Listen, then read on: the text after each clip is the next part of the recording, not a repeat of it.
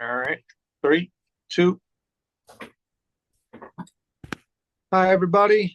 Welcome back to episode two of the Weathered and Forged podcast. As always, I am your co host, Sawyer Landry. And here with me, just like always, is my old man, Landon Landry. I'm not that old. Well, maybe I am. I'm getting there. I'm older than you. So, Yeah, older what's than what's happening today? Anything? dude, just work and then trying to get some sunshine through the window right now. It's finally sunny. You Yeah, know, it's cooled yeah, off up here. We've got a lot of rain and stuff. So, anyway, yeah, that's where we good. are, man. Welcome Yeah, to fall, baby. So, yeah. Welcome to getting close to winter. But yep. yeah, what we got on the ballot today, um, something I've been kind of going through with moving and everything, and I know we just talked about my girlfriend coming down for a little bit and then going back to Dallas, so a little spike in it is the big A word that people either talk about a lot or don't talk about at all, and that's anxiety. And Hmm. so, what do you, why do you think it's so? I mean, I feel like nowadays it's a lot more acceptable. I would say acceptable, but like people definitely talk about it more than they did 10, 15 years ago. Do you think that's largely just COVID or is it just sign of the times? I Like, think it's generational. I think it's sign of the times. I think people are finally realizing that you got to talk about this stuff and get it out. We talked about on the last one. I think we did talked about my dad and like his dad. There were two or three generations before me, and I was kind of the end of that generation that started this one. Especially in men, you didn't talk about your problems. You didn't talk about what's going on. You didn't talk about your issues. You bottled it up. We all got them. Just tough it out, figure it out, and then we certainly don't want to hear about them and all that. And I think that's just changed. I think we've seen that it hasn't done people a lot of good. I think we see with the suicide rate out there, especially men now, that men for a couple of generations now have suppressed it so much that it's kind of taken their manhood away. It's taken their lives away. I mean, whether it's suicide or guys just checking out of life with their families or work or whatever, it's just not working. So I think it is. I think it's generational. I think it's a sign of the times. I think the pandemic didn't make it worse or whatever. I don't know, but I think it just exposed it that we got some stuff going on, and that's where we are. And it's we got to deal with it, or it will eat you up. I know from experience it will eat you alive. So for sure, uh-huh. yeah. No, 100%. I mean, it's it's like that thing you sent me on Joe Rogan's podcast where he talks about silent suffering of just you know you never talk about these things. And growing up in a small town in Texas, I mean, men talking about their feelings was never I mean, that was the weirdest thing. Like I remember specifically we the year we went to state in cross country. Dude, I'm excited. Like I'm a freshman. I'm super excited. And I did cry. I cried a lot that day because I was so excited. And I got ran through at school because they were like, "Really, you cried? Like you're crying about that?" And I was like, and that was a happy situation. So like, it's like your own. It's conditioned in people. I would say, especially guys. There's the old stereotype of real men don't cry, and it's like that's a terrible way to live life if you just keep everything right there the entire time. It's got to come out at some point, and when Yeah. it does. It's never pretty. It's never Well, pretty. you're talking about that quote that Rogan uses from Henry David Thoreau, the Uh-huh. and lead lives of silent desperation is true because we bottle it up and everything. And it's funny now because I ask guys when we start talking about this now as I travel around and talk to men, you bottle it up and you bottle up. How's that working for you? Really, how's it working for you? It's not because now we're here talking about it. So it is definitely a generational deal. It's definitely that used to be a sign of manhood and toughness, and it just doesn't work anymore. I mean, there's some of it, yeah, you got to figure life out on your own and everything, but it is, men in society now, society has changed so much for men because, used to, we went, well, 100, 150 years ago, you went to work and sometimes your kids went to work with you, but that's what you did. You worked to provide for your family so you go home to your family. Well, in this day and time, your work defines you, your success defines you, everything that shouldn't define you as a person defines you. And all Hmm. that does is create worry, and that's what I believe. Worry, that's my definition of anxiety. All anxiety is worry manifested, or worry metastasized 10 times, to where you worry so much and you're so anxious that you can't think, you can't breathe, literally you feel like an anvil's on your chest. And I've been there and done that, after I went through all my stuff 3.5 years ago. I found out real quick that I had some serious cases of anxiety, and it took some time to go through. And I've gotten better. I wouldn't say it's all gone. There's still moments, but I'm learning how to deal with it. But man, it's a problem, and I think we're getting better at working on it. But it's definitely caused a lot of issues over the years, for sure. People are on medication for it that they really shouldn't be on anymore. Because that's how far it takes them down the road. So. Yeah, and see, that was going to be that was going to be my next point, was just like, what are what are some ways, that you can manage that without having to be like, no, I just need to get on, this magic pill and it'll make it feel better. And for some people, like, yeah, I mean, Yeah. that you got to do what you got to do, but like, there are so many steps in your daily life to reduce that, because what anxiety is a lie. It's just a lie that fabricates in your head. It's something you worry about. It's like what you said earlier, where you know if a human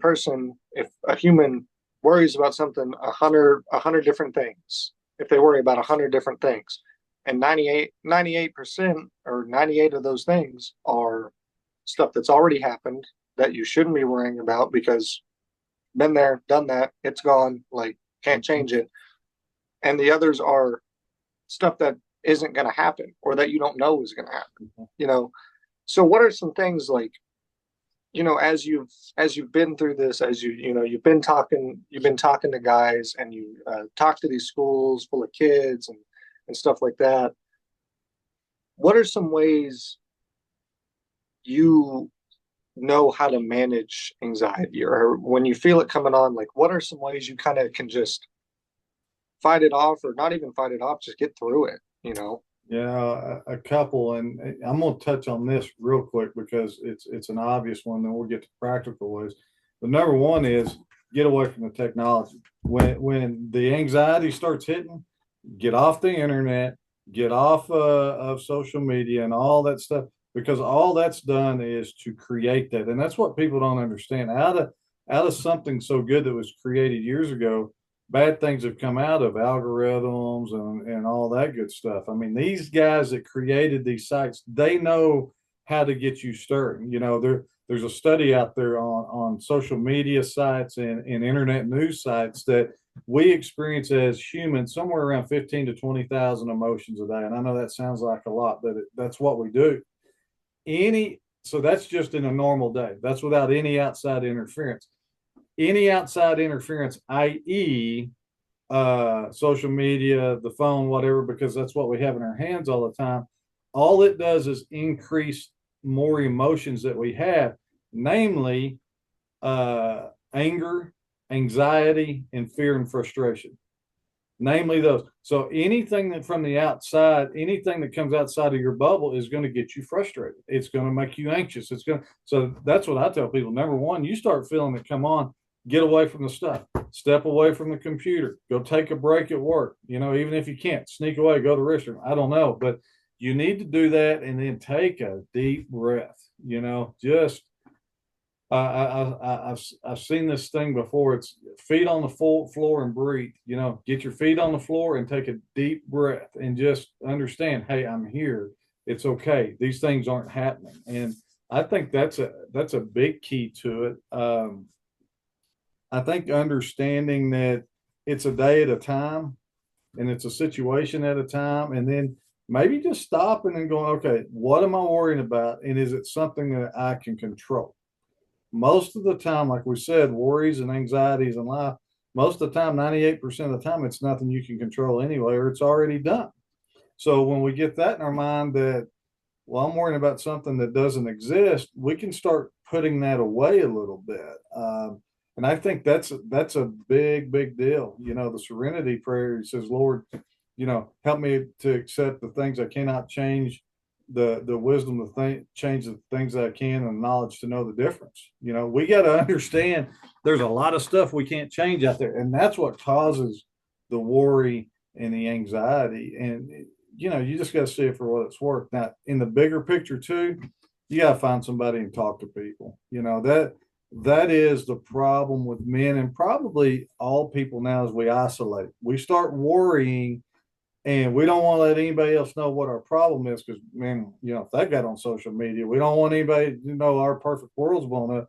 So instead of being out there with people, we pull back and we isolate and we just stew and we brew and we stew and we brew. And there's nothing good about that. So you got to find people that are in your corner that you can call and be honest with, and you know, accountability partners or whatever, just good friends that aren't going to judge and just go, you know, man, this is bugging me. You know, I need to talk through this real quick. And people have not been very good about that over the years. I think we're getting better, but we haven't been real good at it for about 2 generations now. So, Yeah, no, I definitely agree. And the stuff with the internet, it's a hard thing. I feel like for especially people in the younger generations and like up to my age and stuff, because it's like, we're trying to limit and manage, how much we're using these devices. And then in the same like in the same hand and the same thought, it's like, well, that's where like everybody is. Like everybody's like interacting on there and like all my friends are on there. Like I need to be over there so I can, still be around my friends. But what it does, too much exposure to that, and people call it chronically online, stuff like that. But what it does is like if I sit there and I scroll all day long, for one, I'm not bettering myself as a person. I'm sitting there and I'm looking at what other people are doing and going, man, I wish I had that life. Man, I wish I could do that. Man, I wish, I looked like that. But you're not doing steps to change it. And so it always just builds up in your head of like, well, that's unattainable. That's never going to happen. And then it feeds into, well, it goes from that train to a different alley of like, well, what am I even doing? Like, why am I even here? Like I'm going through all this and doing all this and like, what's even the point? And that's where anxiety just starts to yeah, scroll and go and yeah, go and go. And it's like, I think what you said about taking a deep breath is that is one of the biggest things that you can do is because it's just, hey, just stop for just 1 second and realize, is this worth worrying about? yeah. You and even the bigger things like that, if it's out of your control, it's out of your control, and there's no amount of worrying that's going to change that. I talked to one of my buddies a while back, and we were he'd been going through some relationship stuff, and he was really worried because in his past relationship, he had a partner cheat on him and everything, and he was like, well, what if this new partner does the same thing? And I was like, well, you sitting here worrying about it isn't really going to stop them if they are. You're dragging baggage from a previous relationship into your new relationship. Yeah. Exactly. Yeah. And so it's just, it all feeds into you're making assumptions, you're creating these narratives that you don't even know are going to happen. Yeah, Or, and I think that's what that worry and anxiety does is it encourages us to look in the rearview mirror and look at everything that's gone wrong. And I tell people what happens at that point is you get a trailer hitched up to you that you drag with you into the present situation. So all your crap and all your stuff that you should have dealt with before or needed to, you're just bringing it into new relationships, new workplaces, new situations, and all you're doing is doubling down on the problems, you know, Mhm. and being able to let go of those things is so important, you know. Another thing that I tell people to do as well, Saul, and it's what I've learned and what experts have talked about, is go exercise a little bit. And I know that's hard if you're at work or something like that, but if you're at work, you can go take a short walk. You know, if you got time to scroll on Facebook at work, you got time to walk around the block. No one's going to miss you. Or get a regular time that you can go. You know, I know for me at work, a lot of times, of course, I'm fortunate. I run my own business. I can cut loose on it. But the days it gets bad, I go take my walks. I get out for a while. And it's just it's a stress relief deal because it gets your mind off other things, and you're able to clear that mechanism. You know, they say the average Facebook scroll, and they call it doom scrolling. You know, you get on here and you're just looking at stuff and looking for somebody. You know how long the average Facebook scroll is or social media scroll is? Mm. 20 minutes. 20. That's what the average person, 20 minutes. And I've caught myself doing it as of late. 20 minutes. 20-minute walk is a mile and a half, you know, or a mile and a little bit more. 20 minutes of anything productive. I mean, Mhm. uh, you just got to replace those things, and so I think it's a lot about clearing your head, you know, and maybe, you know, I had my counselor tell me at one time too, man, when that fear and stress and worry starts getting on you, text somebody, ask them how they're doing, say hi to them or whatever, because it's making their day, and by you giving to somebody else and making somebody else feel better, it makes you feel better in return. And man, that works a ton as well, you know. Mhm. But you've got to get your mind off of that stuff because it will eat you up, man. I remember having it and just I can remember being down at your apartment. You'd be at school and you know, I'd be going to work today and I would just start wigging out. I mean, like I couldn't breathe, I couldn't do anything. And, you know, there were days literally, you know, Powder Canyon was 10 minutes away. There were days I just take off and go. And those were some of the best days I look at in the early days looking back because it taught me, hey, it's going to be okay.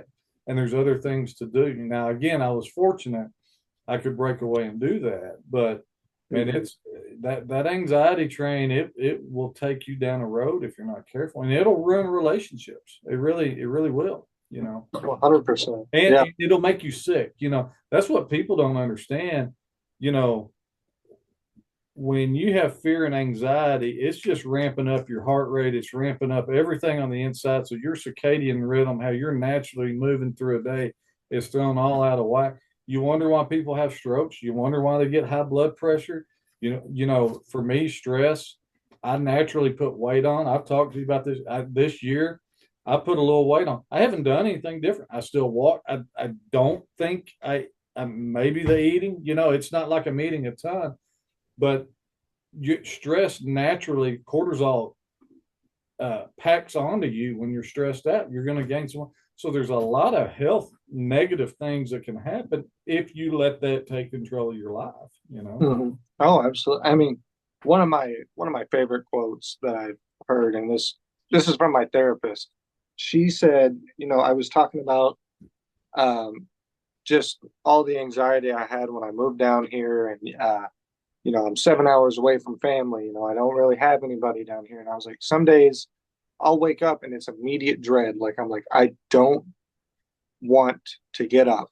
It's not that I don't want to be alive. I Yeah. just don't want to be present. I want to curl up in a ball and just pretend like all my problems don't exist.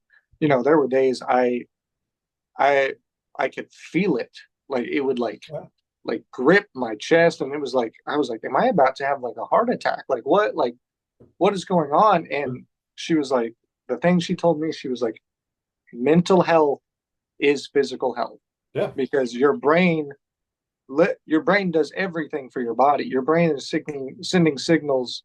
As I'm talking, my brain is sending signals for me to tell you this stuff. And it's like, why are we not putting more emphasis on that? Why are we not, dealing with that more? And so that was the next question I was kind of gonna lean into is, you talked about, reach out to people. If you're feeling like this, like reach out to people and stuff like that. And it's easy for us to sit here and be like, yeah, like just reach out to people, reach out to somebody. But for somebody in that situation, why is it so hard for us as human beings to reach out to people? Because we isolate. So when worry manifests itself into anxiety, we isolate, we pull back from people, right? We don't want anybody to know what's going on. We kind of live life like this. You and I've talked about this before. When we do that, then we have the belief that A, no one's going to understand what I'm going through. B, they're going to judge me. And C, it's just the dumbest thing ever. So we get in our mind that nobody wants to hear it. And then we get into the anxiety of, well, what if I tell Sawyer what's going on and he doesn't get, what if he judges me? What if it, well, now we have taken that anxiety of this situation and we've cast it on this situation. So again, it's cancerous. It metastasizes itself. So that's what we do. Fear and isolation does that. We start making up stories and narratives in our minds that don't exist. And in reality, and what I have learned over, 2.5 years of working with men all over the United States and a year and a half of speaking with them, hell, we all got the same problem. We just don't want to talk about it. We all Mm-hmm. got problems. Everybody's got family problems. Everybody's got work problems. Men, we worry about providing. We worry about finances all the time. My granddads and great granddads, they used to have issues. They were dry land cotton farmers. My dad said he could remember his dad having to go to the hospital because he's afraid he couldn't make the bank loan. Well, all he had to do is go talk to the bank, but we don't think that at the time. So these things just run rampant in our mind, and we worry about all these things. And what we forget is we're all here going through the same stuff. Now, the fakers will tell you, no, I don't have that problem. Hell, get away from them. You don't need to be around them. Those aren't your true friends. But everybody's going through something. And you got to be able to break down and do that. And for that person, like you're talking about, that can't talk to anybody, I'd recommend some counseling of some type. We're not counselors on here or anything. I've been through counseling. You've been through counseling. We know what it's done. Just getting somebody on the outside that won't judge you, that doesn't know anything about your life, that goes, yeah, okay, let's talk through it. That gets you to the point where you can open up and talk to people. So if you're at that point, I would really suggest that. And there's nothing wrong with it. I put counseling off for 25 years. If I'd have known all it was sitting around telling a guy my problems, he's going, yeah, you're no different than anybody else. And I'd have done it 20 years ago and I wouldn't went through shit 3.5 years ago. I just wouldn't have. But that's, here we are, but you Yeah. got to get it out. It cannot sit here because if it sits here, it's like a volcano, is what I tell people. It just boils and stews and stews. And when it blows, man, it's ugly and it's all over everybody and everything that you love. And then you got to clean it up. Mm-hmm. And I've been there, done that. That's a tough deal. You don't want to do that. So. See, and there's just such a stigma. I know we talked about it a little bit in the last episode, but there's such a stigma. No, I would say it's kind of shifted nowadays, but for a lot of older generation people, there's such a stigma around therapy and stuff like that. Getting help in general, because it's like I don't want to burden. I know for me personally, some stuff I have to work through is I'm like, well, I don't want to burden other people with my problems. I know other people have problems. Why would I want to add on to that? Like, Mhm. it's just a thing, and then so that turns into, okay, well, I can't talk to anybody about it. Okay, well, I'll just stay quiet and silently suffer and live this cool. Men, Yeah, lives of quiet desperation. Yeah. exactly. Yeah, and Well, it's I think what you're talking about too, and I mentioned this earlier. This is a generational and a societal deal. And in as much as we as people have not changed in 1,000,000 years or 2,000 years, we have. And this is what I talk to the older generation about. And they go, well, what's different now versus then? This. And I tell people algorithms and what people do and how they manipulate the brain chemicals in your mind, that has changed. And for the guys that have listened to me, they go, man, you're right. And I go, yeah, because you don't even know how to use your phone. you barely know how to text. And they're like, well, yeah. And well, for the rest of us that, the miracle of it, of having a computer in your pocket, it creates, so that's where it's changed. And I think that's where some of the generations right ahead of me have a hard time understanding. Now they're coming around to it because they're seeing their kids go through it now, or their grandkids, and they're going, okay, well, maybe there's something to this. So I think we're seeing that pendulum swing, but it has changed because there, there are jobs out there now, Sawyer, that in 10 years we don't even know exist. There's a workforce now we don't know and it exists. It's all because of technology and the advancements of that. Well, things are moving so fast that it does create that. So it is different. And I think that's where that generation ahead of me, a couple of generations, had a really hard time understanding that for a while.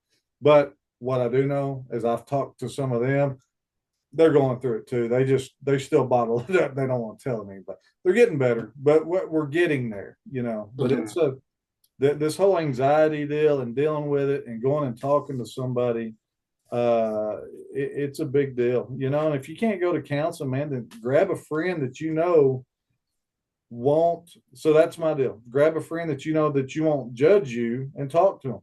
And if you don't have anybody, then you need to go find somebody. You need to go pay a counselor and visit with them a little bit. It doesn't hurt anything. And that, I think that's another thing too. Talking about counseling, people assume, man, once I go into that, I got to do that the rest of my life. Not true.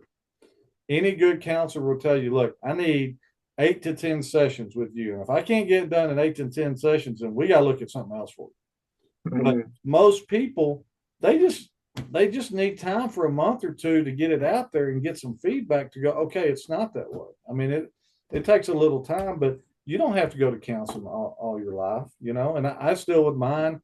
I visit with Chris every now and then, once a year, and I just call the checkup from the neck up. Every now and then I kind of throw it at him, and he goes, "Okay, well, have you thought about this? Have you thought about? Well, it's no big deal now. I can move with that. But yeah, you're right. It's been a stigma, but I think it's getting better. I really do. So Yeah, I mean, I think it's definitely improved, and I like what you said about you know, those people that are like, well, I don't have any of that. Like, I don't know what you're talking about. hmm Yeah, those aren't. That person is not real. They're gonna put up that facade because that's what they want you to believe. Like, that's no different than looking at something that they posted on Facebook. Like, that's a fake life, and it's not gonna do you any good to sit there and think that something's wrong with you because you feel that way when that's something that literally do every person deals with anxiety. Every person, has these thoughts of like, oh man, I'm not doing good today, or has the feeling of I don't want to get out of bed today. Like it's it's such a it's such a it's such a bad lie. Like it's so harmful to like say that because it's like, yeah, you are. And not only is it harming you by you saying that and ignoring it, it's harming, the person that comes to you being like, hey, I'm everyone around feeling you. this way. And then for them to just be like, well, don't feel that way. Like, what do you mean? Again, it's cancerous. It'll spread and it spreads out on other people, and that's another thing I would say too. One thing I've noticed is I've gotten through my anxiety issues over the years. And as I've been able to talk to people and start sharing with people and everything, here's what's happened to me is my friendships have gotten a lot deeper, man. I have conversations with people in my life that I rarely ever had. That now, man, I've got some guys I can talk to about anything, and that's one of the advantages of working through fear and anxiety and worry is to get to that other side because then you start having conversations with people and they go, hey, me too. Well, now all of a sudden you start building a bond that can't be beat because there's no judgment there and it's built on unconditional love. And hey, man, I'm here to help you. Mm-hmm. That's what I've noticed.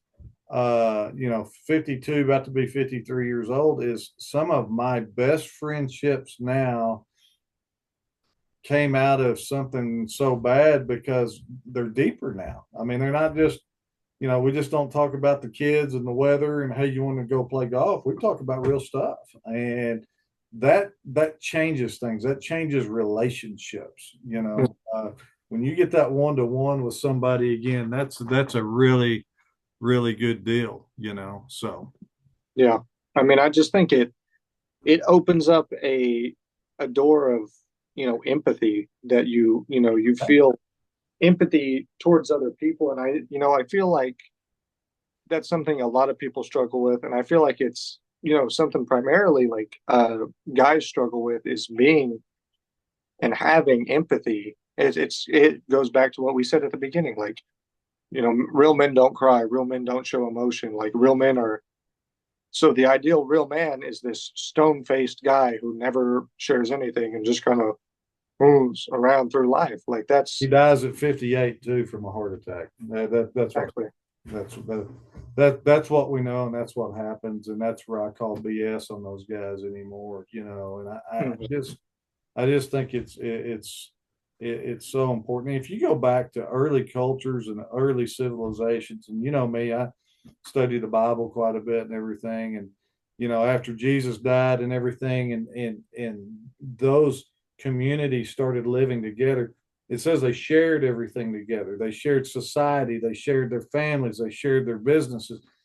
Well, that's what we're supposed to do. We weren't built to live in silos and islands and live in seclusion from each other. And I did that for a long time. That's not how life's meant to work. And when we understand that, things get a lot better on that end. And even you look at all the election stuff that's been going on. Stuff. If these two sides, and I'm one of the middle guys. If these two would all take a big step to the middle, you might start figuring out that you got more in common than you think. We do have differences. We all got differences of opinions, but that's what I've learned too. As my relationships have grown, I'm more empathetic. I care about people, but I'm not as judgmental. I'm willing to listen to you, and I don't have to agree with you, but I don't have to fight with you over it. I mean, big deal. We don't have to go that way. But you're right. Empathy, the lack of empathy in our world today, it's scary. I think I see some of it coming back around, and I told people I feel like I see society coming back around now, even after this election last night. People are it's calmer than I would have expected it. There's going to be the crazies out there running in the streets on both sides, but I'm just hoping that people are able to take a deep breath and go, okay, let's just move, let's walk on, let's see, and that's just empathy. That's just going. It's me looking at you, going, hey, I don't understand everything about you, but that's okay. I care about you. Mm-hmm. I still care about you, and I still want what's best for you, and that's what we need to get to in life. And I think you're right. Anxiety produces the lack of empathy to people, because when you're anxious, you don't give a crap about anybody but you. You are looking out for number one, and really you can't do anything for number one. It's a tough deal. But yeah, man, it's I'm gonna wrap this up a little bit on this because we're running out of time here. But I would say on this anxiety deal, stop, take a deep breath. It's not as bad as you think, and you're worrying about something that doesn't exist. Relax, talk to somebody, find somebody, or reach out and be there for somebody else. I'm always talking about uh, uh, be there for somebody. Be there. Just ask somebody else how their day is going. Go to the grocery store and say hi to somebody. You may be the only bright spot somebody has in a day, and that will release some of that anxiety too, and get out of self a little bit. Because worry and anxiety is a selfish act. It really is, because we're just worried about us and how it affects us. We don't mean to, but we really don't care what everybody else has to say. But Yeah. it can be beat. It's a day at a time deal, man. Yeah, Yeah. absolutely. So I would say, yeah, just reach out to your people, know your people, and there's millions of things out there nowadays to help deal with anxiety. But take a deep breath, and tomorrow is a new day and a new life if you want it to be. yeah, So And Thank you. if people have got questions on this, like I said, we're not counselors or anything like that.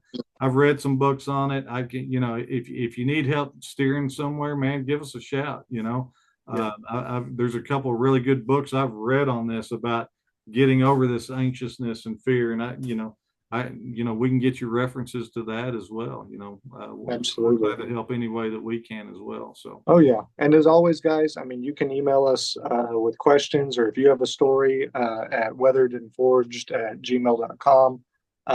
That's our sign for all of our socials, too, and the link to our website. And all of that's going to be down in the description, like always. Thank you for joining again. Thank you for tuning in. And as always, look out for yourself, look out for your others, take a deep breath, and be there for somebody. It's going to be okay. Here's what I used to tell people, and I'm going to say this. This will wrap it up. I thought about this earlier. When I was going through all my stuff, when I got up in the morning, if the sun came up, I went, okay, I made it through the night.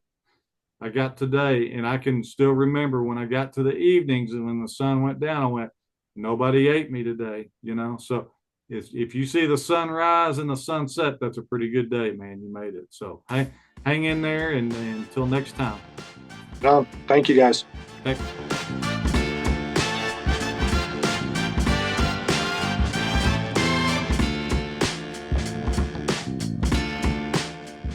Hey guys, it's Sawyer. I wanted to hop on here and talk to you legally for a second. This podcast is designed for entertainment purposes only and should not substitute the advice or diagnosis of a legal professional, such as a doctor, therapist, or counselor. If you or someone you know is suffering from suicidal thoughts or actions, reach out to the crisis hotline at 1-800-273-8255. Again, that's 1-800-273-8255. Love you guys, and as always, be there for somebody.